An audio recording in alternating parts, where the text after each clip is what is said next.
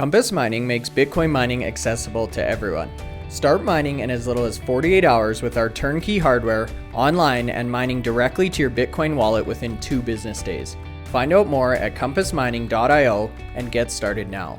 Hey miners, welcome back to the channel McNallie Money, the new home of power mining analysis. In today's episode, Anthony Power and I have a really exciting one for you. We're going to be taking a look at August production results for IREN, TeraWulf, and Cipher in today's video. Anthony's brought along some of his famous tables and charts to help us understand these numbers in more detail. Before we do though, you know the drill. Take a second, you guys, smash the like button. It's a big help to myself and the channel. Anthony loves it. If you're not already subscribed, McNallie Money, feel free to join and let us know in the comment section below if you're currently holding any of these 3 companies, what you thought about their August numbers, and your outlook moving forward for the sector. Now with that being said, let's get into today's video.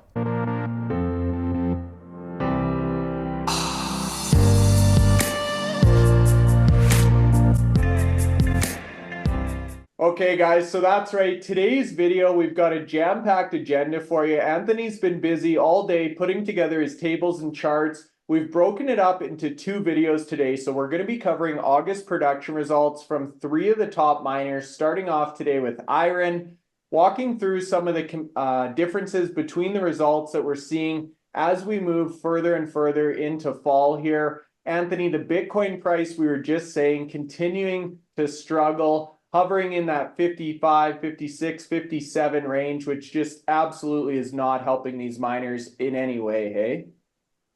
No, absolutely not. No, we don't know when the respite's going to stop because it's we're expecting maybe a little bit of a move upwards from now. We've talked about it for a number of podcasts post the halving. Correction in Bitcoin price to help the miners, but yeah, as we see it now, we've seen global hash rate increase, difficulty increase, Bitcoin price drop, so they're being hit from all corners at the moment. Yeah, no kidding. So on deck today, we've got IREN, TeraWulf, and Cipher. We're going to get into that in 1 second. But Anthony, for some of the more astute viewers or listeners, they may have noticed a new advertisement or introduction to our video. So we've now launched a partnership with Compass Mining. We're super excited about this. I'll let you talk about that relationship in a second here. But really, a long-standing member of the Bitcoin community, Compass Mining is known around the industry, and a relationship you've actually had with this company for quite some time. No, absolutely. Go back 3 years ago, I was in this space, just doing my tweets on Twitter as it was then, X as it is today, and I received a contact, a message from the director of content at Compass Mining asking if I'd like to write some articles, and I initially said no. I'm not a journalist. I'm an accountant, so I just do numbers, to be honest. And he said, no. We've seen what you do on Twitter. We'd like you to put that in tables and words to it, and we can recompense you for your articles. And I went, okay. How many do you want me to do? So I don't know. So I signed up for 3, and that was 2.5 years ago. And I looked today, and there's over 80 been done now. So still to the test of time. Great partnership with the guys at Compass Mining. They get the articles out quickly. Turnaround's very, very good. I have a very good relationship, and it was an ideal company to work with in what we're doing now with power mining analysis, because end of the day, very much aligned in terms of the topics I need to talk about is Bitcoin mining, and they're providing Bitcoin mining services to retail and institutional investors. So it's a great opportunity. Yeah, most definitely our first official podcast sponsor. So we encourage you guys to go take a look, compassmining.io, take a look at their services, and we'll continue to update you on this partnership as we progress here. So Anthony, back to today's video. We want to talk numbers. You've put together these tables. So let's get into IREN production results here. You've actually compared July to August, so we can get a month-over-month percentage change. What stood out to you in the month of August? In the month of August, a couple of things stood out to me. Firstly is, you remember at the end of July. They put their July production numbers out, and their hash rate at that time had increased to 10.5 exahash. And people were sort of like saying, are they going to get to their target by Q3, which is 20 exahash? They've got like effectively another 4 weeks. But we had an announcement from IREN earlier this month to say they'd already achieved 15 exahash by I think the 28th of August. And then today, their update has come out literally a couple of days after our podcast with Dan. So if you haven't seen that podcast, we'll put the link in below, and go and have a look at the podcast. It was a great podcast, answered all the questions, very open and transparent. But yeah, so that hash rate now at 16 exahash, that's the 5.5 exahash increase since the previous month. That's like 52% increase in exahash. So that's amazing. I mean, you think where they were in December last year when they were hovering around 5.6 exahash, I think it was. And even going back to the beginning of last year, where they were literally just over 1 exahash. So it's been an extremely good period for IREN.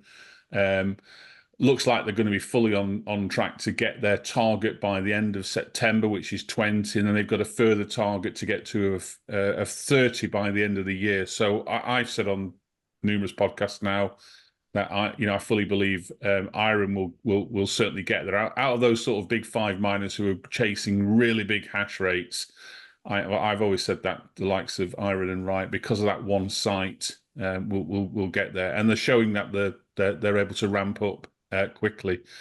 In terms of Bitcoin mined, so Bitcoin mined 245, which was a 10% increase on the previous month. Now, bear in mind, people think, oh, they just increased their hash rate by 52%. Why isn't it much higher? Well, there's a couple of reasons for that. One is the difficulty factor, again, affected miners for the month of August. So that saw production numbers drop. So if the difficulty increased, it means there's more mining machines on the network, and therefore the share of the production goes out to everybody. So what miners want is they want the difficulty to come down, and miners to come off the system, and then their production numbers will increase far more. So, and the other factor is they didn't put 5.5 exahash on the first day of August. So, a lot of these miners now tell us what their installed hash rate is at the end of the month. So with regards to IREN, it's 16 exahash as of yesterday. So not even at the end of August, as of yesterday. But they've told us that their average operational hash rate for the month was about 10.9 exahash. So operational hash rate will account for things like curtailment, the fact that they're actually installing machines as well. So that gives them the more realistic figure to look for. And believe you me, literally all the miners are showing their their average operational hash rate now, so that they're all looked at in the same way. So in terms of that, that puts them then as a sort of in a sort of comparator with the likes of Hive Digital, Bitfarms, and a couple of other miners who are hitting that sort of similar target.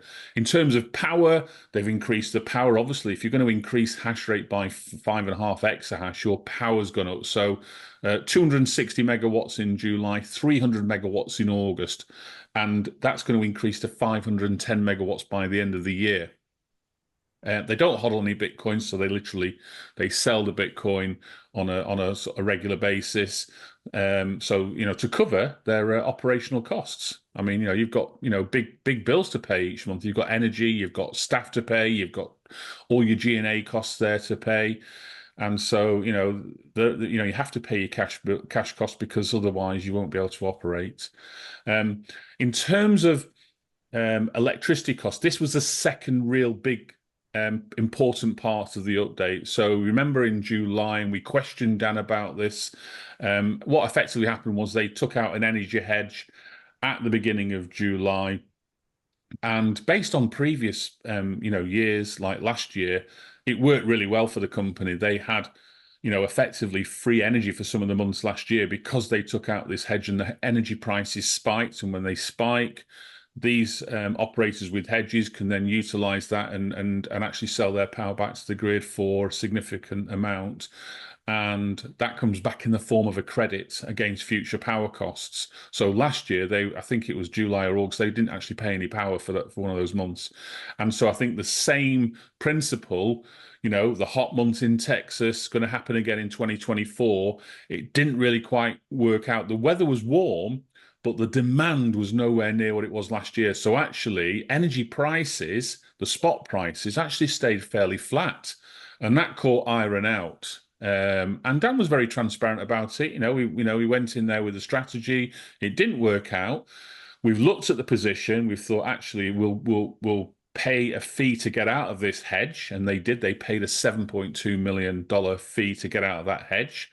So we're not talking small amounts of money here. That's a significant cost. However, if you look at the energy cost for Bitcoin in July and compare that to what it was in August, in July, they had an average cost of $61,600 per Bitcoin in terms of just energy costs. That was actually more than the revenue they were getting in, I think by about $300. So for every Bitcoin you're mining, that 222 Bitcoin in July, it was costing you $61,677.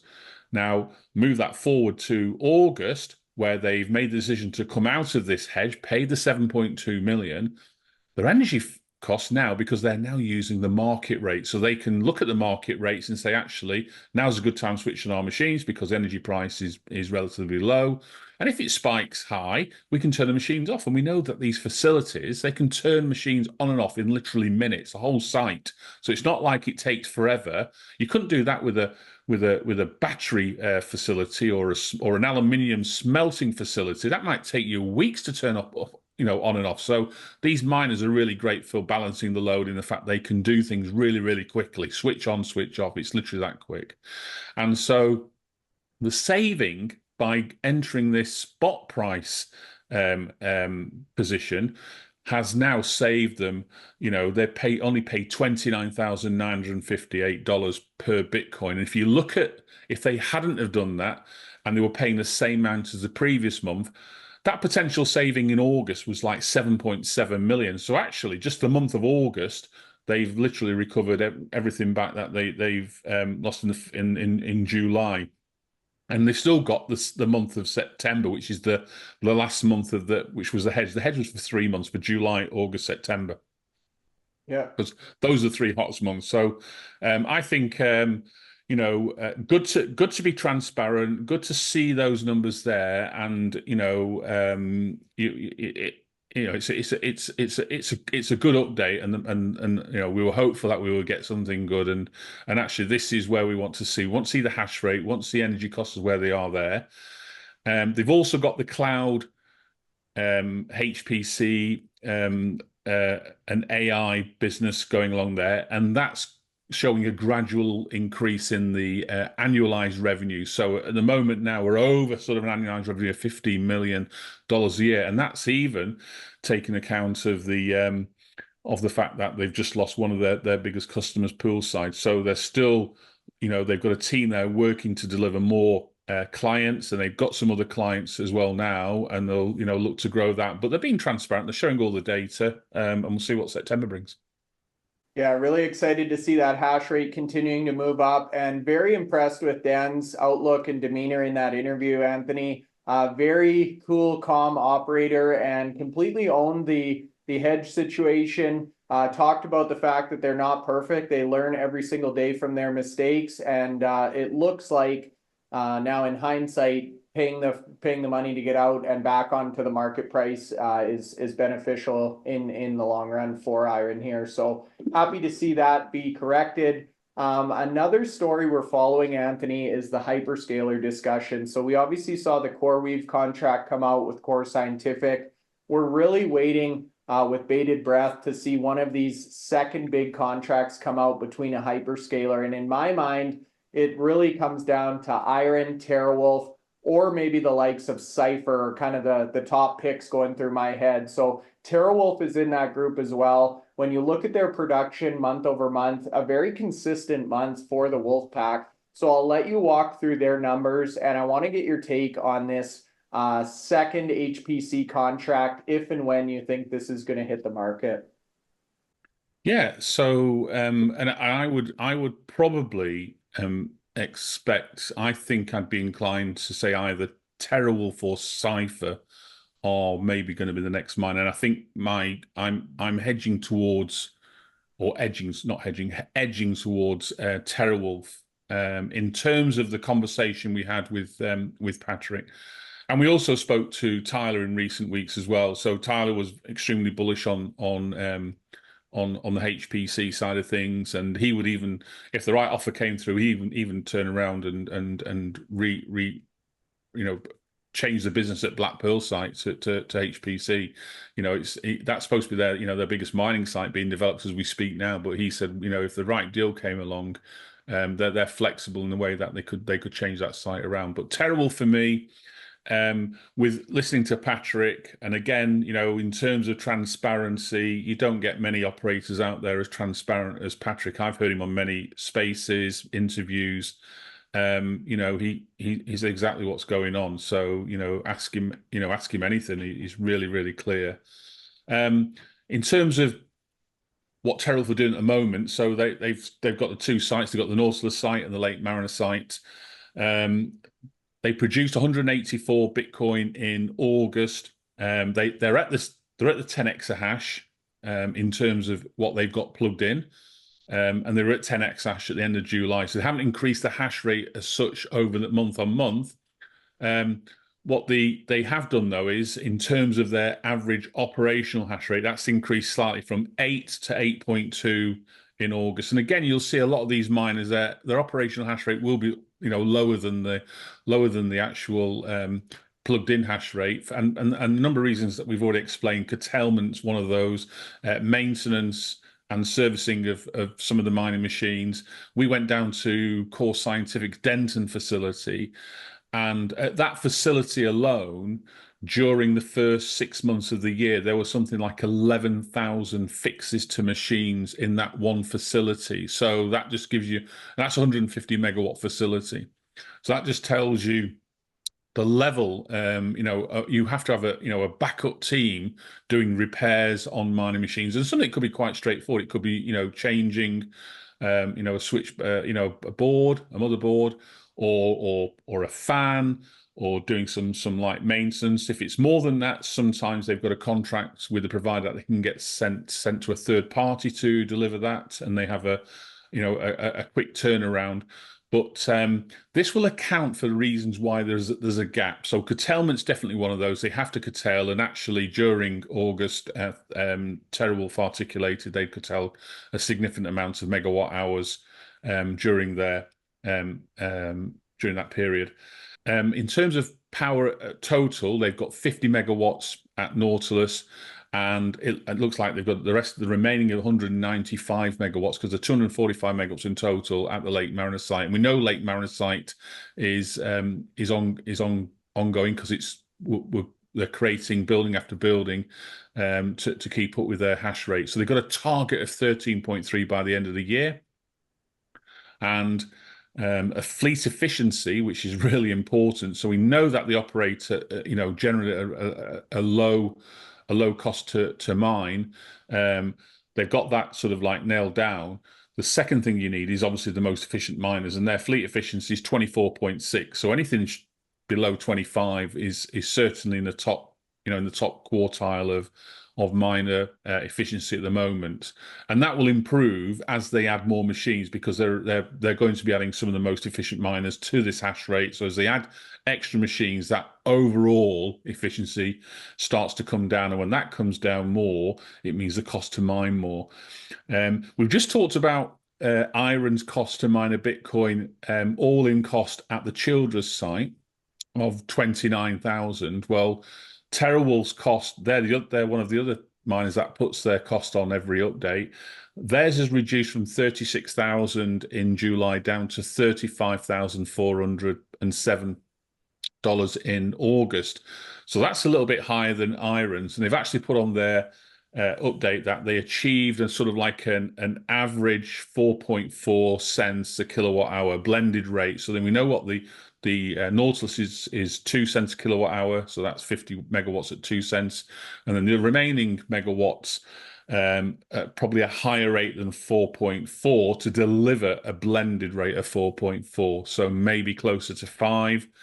So that shows you, when you're on market rate there, you pay what the market rate is. It looks like Texas for IREN and for the likes of Riot, and some of the other, the US miners who are based there, has probably been a reasonably good month for August in terms of the market rates been pretty low. But it does change state by state, because different states will be on different power contracts. But overall, a very good update from TeraWulf. And as I say, I think it's, they're already doing a 2 megawatt pilot, and they're building a 16 megawatt HPC facility at the moment. And I think it's just a matter of time before we see an announcement that's going to be probably a significant number coming through in the terms of a partnering deal with a HPC client. Makes sense. Yeah, we could sure use it right now with the Bitcoin price, a little more life in the sector. Now, you referred to the Black Pearl site, really the flagship site of Cipher Mining. So I want to transition now into Cipher's update from last month. Anthony, get your take on this. We were fortunate enough to host Tyler Page on the channel and get to know a little bit more about this company. And with that being said, we're going to be talking about Cipher next up. Compass Mining is your trusted partner in Bitcoin mining. Whether you're investing in one machine or thousands, our customizable solutions are tailored to meet your needs. We are your experts in Bitcoin mining, offering a platform where individuals and businesses can purchase hardware, host machines, and access a range of ancillary Bitcoin mining services. We also specialize in large-scale site development and data center operations. Discover more at compassmining.io and see how we can power your success today. So with regards to Cipher, interestingly on their updates, they do something different from what the other miners do. So in terms of Bitcoin mined, they've also included in that total an element of the power sales that they achieved during the month. So if we look at the likes of July and August, for both months, they had power sales of approximately 9 Bitcoin equivalents. So in terms of what the credits that will come back, it's in terms of 9 equivalent. So in terms of Bitcoin mined physically, I take that out of the Bitcoin mine, because it's a credit, so it's not going to appear in the revenue line. It'll appear below that line. And so Bitcoin mined for August was 151. That compares to 169 in July, so a drop of about 11%. We've already articulated why those drops are there. Operational hash rate increased from 8.7 to 9.1, so heading in the right direction there. They've got a target, I think it's 13.8 by the end of the year. So, I think the target 35 next year. So they've got big targets to get to, but fully expect them to achieve those targets by the end of the year and by next year, unless a really big deal comes in and they change the strategy a little bit there. But at the moment, those targets are in place. In terms of mining machines, 76,000 in August. That was an increase of 1,000 machines that were there in the month of July. So again, that tells you why the hash rate was increased. And in terms of sales, they sold most of their operational production. So they sold 137. And that was a 27% increase in what they'd sold in the month of July. But again, a lot of these miners will sell some or all of their production to help pay the bills. Unless you've got a massive cash balance, you've still got to pay those bills. Got to pay you can't not pay your power bill. You won't get electricity the month after. That's how quick that'll stop. And with staff, believe you me, you don't get paid at the end of the month. You're thinking about whether you're going for the following month. So that those ones definitely need to get paid. Envelopes do need to be processed. Envelope at the end of the week or end of the month, however people get paid. But if you don't get that, you ain't turning up the following week. You'll be walking down the road, maybe checking out another miner, I think, something like that. So, no, they're using their production to cover their costs. And they've also got plans. Obviously, they've just increased their authorized shares, I think from 450 million to 600 million. So that when the time comes to utilize that in the form of like ATM or to use shares to purchase company or services, etc., they have sufficient runway to meet their requirements. And we know further down the line from Black Pearl, they've just got some options on sites with significant power. So again, these top 5 or 6 mining companies now aren't thinking of gigawatts, they're thinking of multiple gigawatts.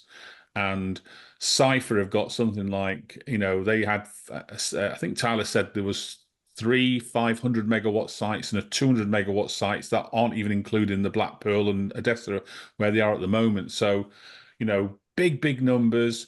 Obviously, future proofing where they need to be. So, we'll wait out to see. And again, as a sort of like as an announcement due out on Cipher. Potentially, yes, because they're one thing they're good at compared to some of the miners is they're great at building data centers. So that's one of their strengths, and we'll wait to see if we get an update. But I think it's them or TeraWulf will probably make an announcement soon. I think there's enough people speculating now in the industry that we're waiting for that to come out. So it's just a case of not if but when. Exactly. Interesting to see Cipher increase the authorized share count, similar to what we saw with CleanSpark, gearing up for what has to be kind of that next step or planning in the future. So interesting one to watch there, Anthony. As we say, no shortage of news. Bitcoin price continuing to pull back throughout today's podcast. It looks like most of the miners are in the red. Hopefully you guys are holding strong, averaging down if possible, if you have any dry powder left. So Anthony, great update today. Appreciate your insight on each and every one of these miners. We'll talk to you soon. You guys, if you're still watching, hit the like button. Feel free to subscribe. Let us know in the comment section below what you thought about August results, if you're holding any of these 3 miners, and which one's your favorite and why. That's all for now. Talk to you soon.